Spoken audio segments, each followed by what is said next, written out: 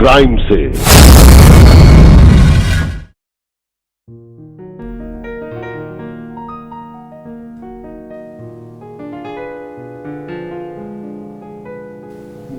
वाह, तुम तो तस्वीर से भी ज्यादा खूबसूरत हो।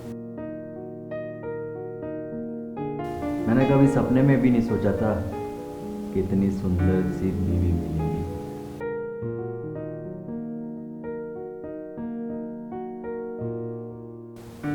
स्वर्ग की अप्सरा, कामुकता की देवी। तुम तो एक हूर हो, मस्ताना कंवल लगती हो, सांस लेता हुआ ताजमहल लगती हो। इतनी सुंदर सी बीवी के लिए एक सुंदर सा तोहफा।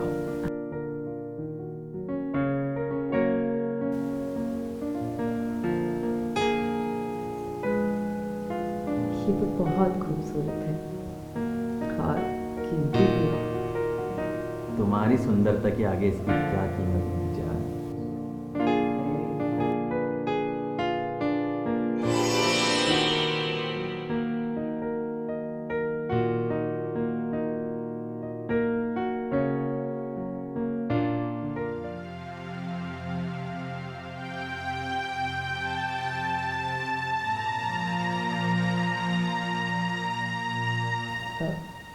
अभय, I'm really very sorry. अभय देखो, आई नो आज हमारी सुहागरात है और हर लड़की का हसीन ख्वाब होता है उसकी सुहागरात, लेकिन मैं भी मेंटली प्रिपेयर नहीं हूँ और ना खुद को रेडी कर पा रही हूँ। अब मुझे थोड़ा वक्त चाहिए, प्लीज़ थोड़ा मुझे वक्त दे। मैं 1-2 दिन तक रेडी हो जाऊंगी।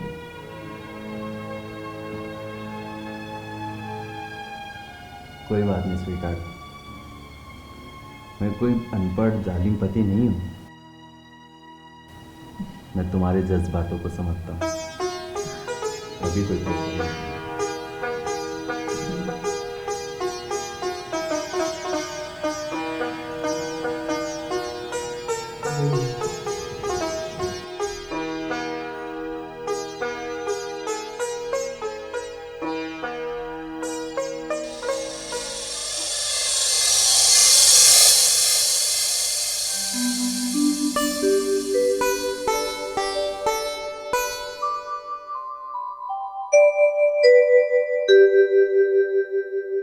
अभय, क्या कर रहे हो तुम? छोड़ो मुझे। अरे मुझे सीरियस होना था। फिर वही बहाना, क्या प्रॉब्लम क्या है तुम्हारी? मैं बहाना नहीं दे रही हूँ, सच बोल रही हूँ। सच में मुझे सीरियस है। चलो अभी मुझे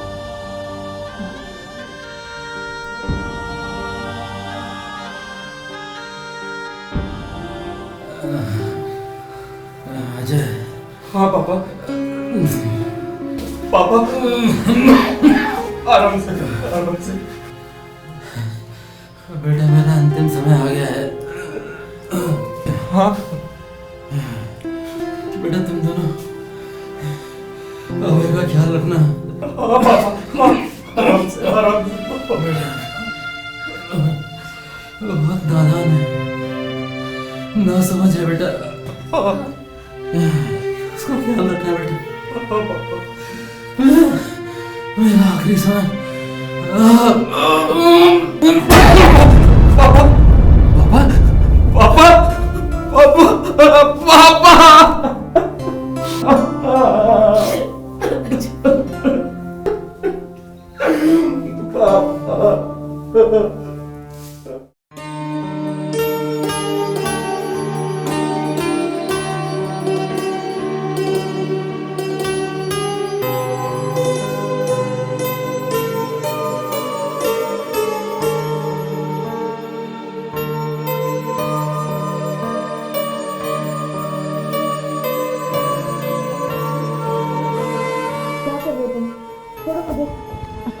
अबे क्या कर रहे हो तुम?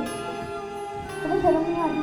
वो दिन पहले ही तुम्हारे पापा की डेथ हुई है। नहीं, मैं आज नहीं सुनूंगी। 2 हफ्ते हो गए हमारी शादी को लेकिन अभी तक हमारी सुहागरात नहीं हुई। छोड़ो मुझे। आज नहीं छोड़ूंगा, मेरा मन और जिस्म दोनों कहते हैं। भैया कहाँ पे पीछे? लगता है तुम्हारे भाई आ गए हैं। भैया, आपने मेरे साथ बहुत बड़ा धोखा किया।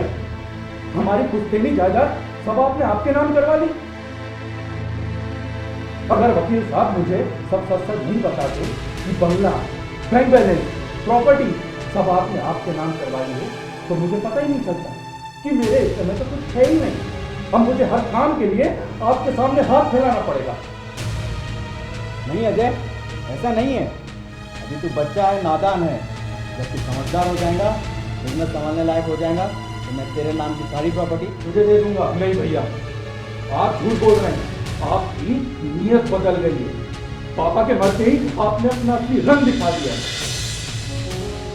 लेकिन मैं ऐसा होने नहीं दूंगा। अगर आपने मेरे नाम की प्रॉपर्टी मेरे नाम नहीं की ना, तो मुझसे बुरा कोई नहीं होगा।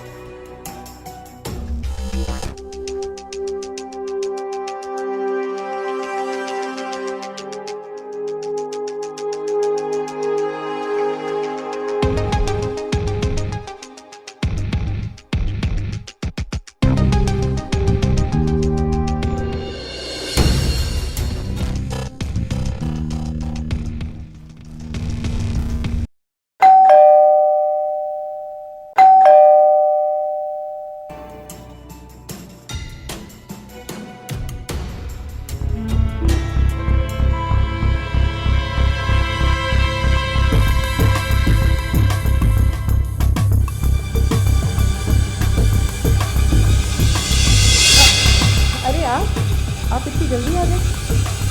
कौन है? किसकी आवाज आ रही? हाँ, कस के बात कर रही थी?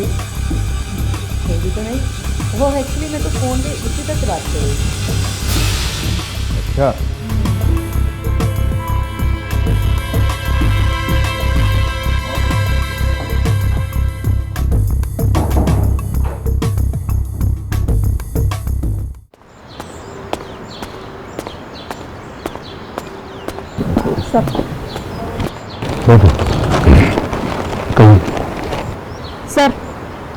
सर टीम रिपोर्ट आ गई है।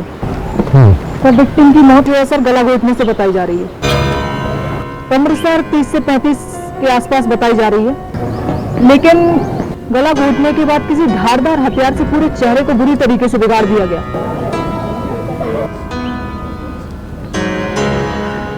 सीधे हाथ की बाह पर सर एक काला धब्बा है जिसे बर्थ मार्क बताया जा रहा है। ये सीसीटीवी कैमरे के फुटेज में कुछ मिला क्या? जी सर, 2 व्यक्ति नकाब बांधे हुए सफेद रंग की एक्टिवा से जा रहे थे कॉलोनी के अंदर।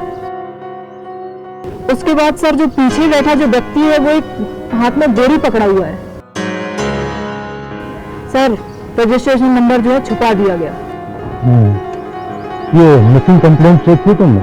जी सर, मिसिंग कंप्लेंट भी आसपास के सभी इलाकों के थाने में चेक की, लेकिन सर इस होलिये का बर्थमार्क ऐसा कोई भी व्यक्ति सर कोई मिसिंग कंप्लेंट किसी ने भी दर्ज नहीं कराई।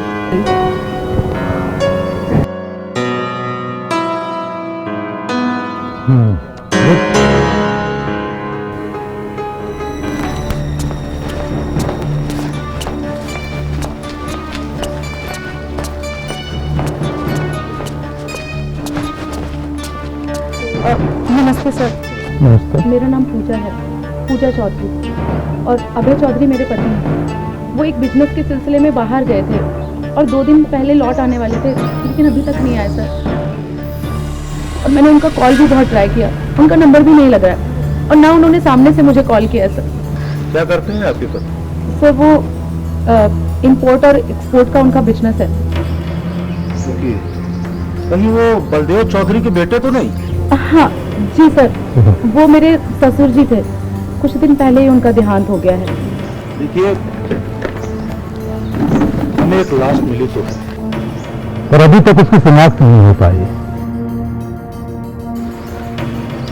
चेहरे को बुरी तरह से खराब किया गया है, और जब उनकी बॉडी मिली तब तो ना शरीर पर कोई कपड़े थे और ना ही कोई सामान मिला जिससे शिनाख्त की जा सके। लेकिन हाँ, उनके सीधे हाथ पर काला निशान था, शायद बर्थ मार्क। जी सर, मेरे पति के भी दाएं हाथ पे एक बर्थ मार्क था, शायद वो मेरे पति ही होंगे। प्लीज मुझे उनके पास ले चलिए।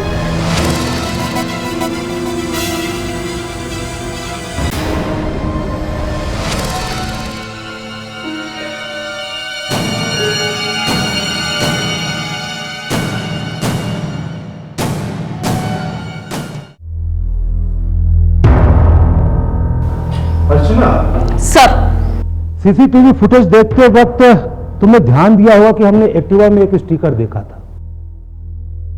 वो स्टिकर ही हमें कातिल तक पहुंचाएगा। एक काम करो, शहर के सभी सफेद एक्टिवा को छान मारो, कहीं तो मिलेगा वो स्टिकर। और हमारी दूसरी टीम कहां तक पहुंची? सर, लगी हुई है काम पर। सावित्री किराना स्टोर का पता लगाया गया है। सर, जिस बोरी में लाश पाई गई उस पर सावित्री किराना स्टोर का नाम लिखा हुआ था। सर, जिस किराना स्टोर से सामान गया था उस घर का पता लगा लिया, और सर वो स्टिकर लगी सफेद एक्टिवा भी मिल गई है। अर्चना, कातिल अब हमसे ज्यादा दूर नहीं है, अब वो हमारी गिरफ्त में है। जाओ उसे बुला कर ला। जी सर।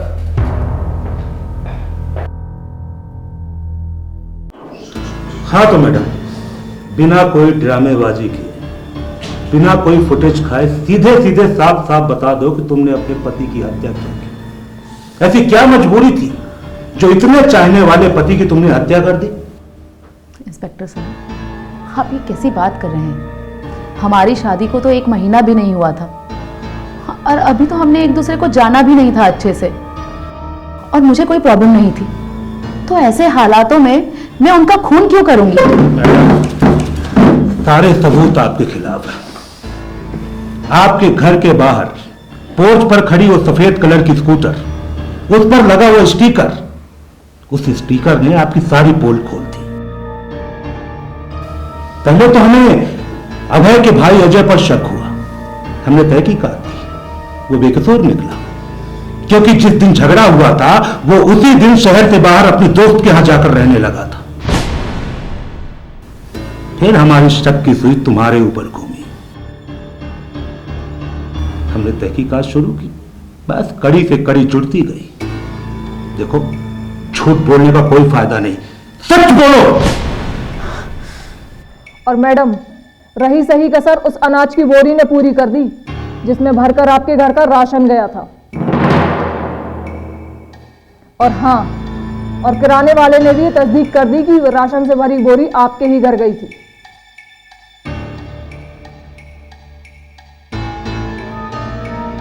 सर, कहने को तो मेरी शादी इस शहर के रसूखदार परिवार और एक कामयाब बिजनेसमैन के साथ हुई थी, लेकिन मैं इस शादी से बिल्कुल भी खुश नहीं थी। क्यों? मेरे पति में कोई कमी नहीं थी, खूबसूरत घर था, पर मैं खुद को तैयार ही नहीं कर पा रही थी। माँ बाप के कहने पर मैंने जबरदस्ती शादी तो कर ली थी, लेकिन सर मैं इस शादी को निभा ही नहीं पा रही थी। क्यों? ऐसी क्या मजबूरी थी? क्या किसी लड़के से तुम्हारा अफेयर? नहीं सर, मेरा अफेयर किसी भी लड़के के साथ नहीं है, बल्कि मैं तो आई मीन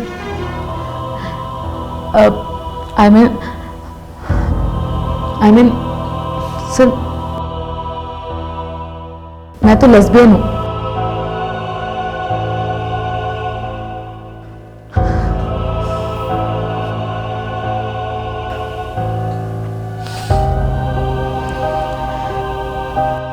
अच्छा, फिर क्या हुआ? एक दिन मेरे पति अभय किसी बिजनेस के सिलसिले में इस शहर से बाहर गए थे, और तभी मैंने अपनी बचपन की दोस्त इशिता को अपने घर बुलाया। उसके बाद? और फिर उसके बाद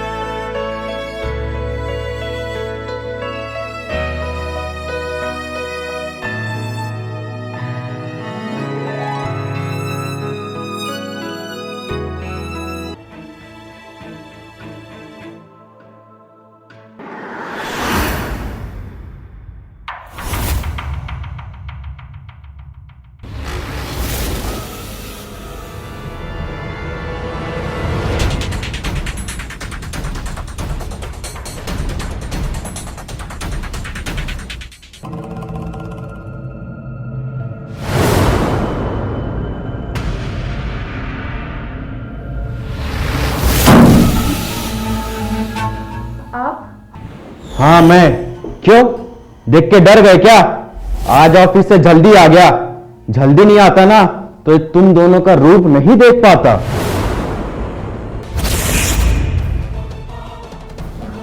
अभय, ऐसी बात नहीं है। मैं तो तुम्हें सब कुछ बताने ही वाली थी। क्या बताने वाली थी? यही कि तुम सेक्स की भूखी हो, अपने पति को छोड़कर सबके साथ संबंध बना रही थी। तुमने तो अपनी फ्रेंड को भी नहीं छोड़ा। नहीं अभय, ऐसी कोई बात नहीं है। अभय,